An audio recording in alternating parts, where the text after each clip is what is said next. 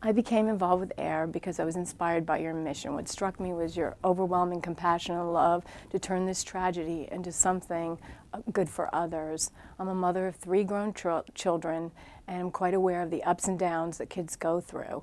And some of those downs can be quite significant. And I realize that what happened to you and Trish could happen to anybody. From my perspective, it's important to end the stigma that's around mental health issues.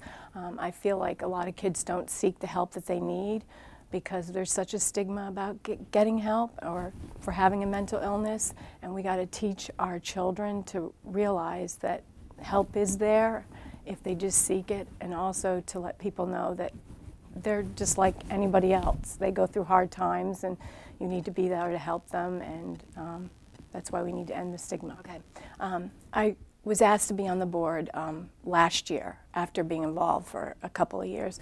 I was going to organize their run, which I did. I'm a big runner myself, and I believe that there's a connection between exercise and the way we feel and heal. I also believe nutrition is very important in terms of how kids feel and heal, behave and think.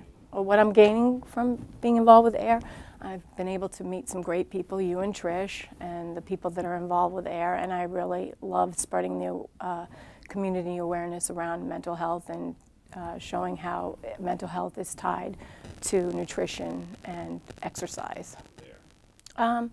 Well, I have to say that AIR kind of was the catalyst in me going back to school. Okay. Sorry, that's okay. I'm sorry. You say the same thing. Okay. What do I want to achieve by being involved with AIR? I would like to share my knowledge of nutrition. AIR actually was the catalyst in getting me to go back to school to get my nutrition degree. If I can help in some small way by showing kids that if they make the correct food choices and get involved physically and just stay away from the junk food, let's face facts, teens do consume a lot of junk food, and there are studies out there that indicate that the food choices we make can affect how we feel and heal. Well, I'm hoping that schools will include suicide prevention and health awareness exercises in their curriculum so that kids become more of a voice and how important it is not to bully, to be there when kids need help, and I think that that can be done. I also think schools need to improve the food that they serve in their cafeterias so that the kids can perform better and think better. I'm Tracy Sipprelle, and I'm joining AIR to start the conversation.